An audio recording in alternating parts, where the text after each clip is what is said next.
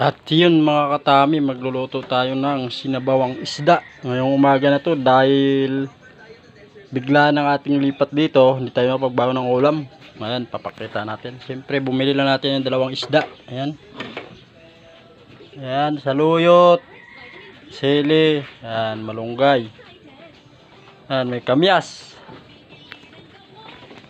Ayan, papakita natin yung ating kalan. Ayan, magluluto tayo ng sinabawang isda.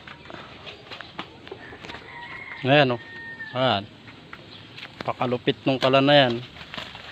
Ayan,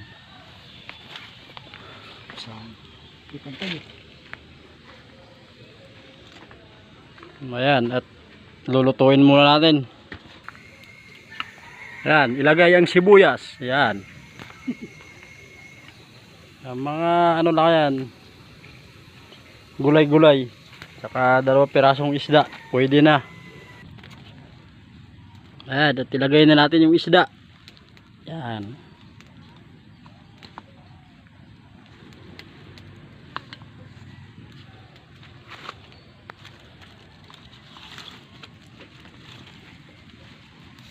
ayan yung ating kalan, nakatusok lang sa saging.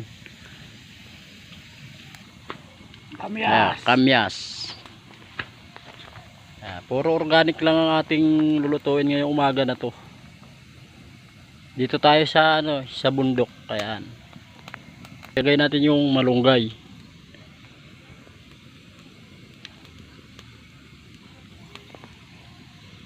Ayan, ayan, siyempre nilagay natin yung sili. Ayan, at malapit na maluto yan mga katami.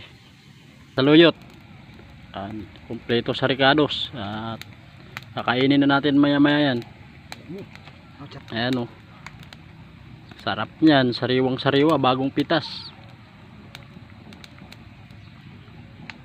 Na mga katabi, ayan, sarap nyan, sariwang sariwa yan mga katami, ang ating gulay with isda. Ayan.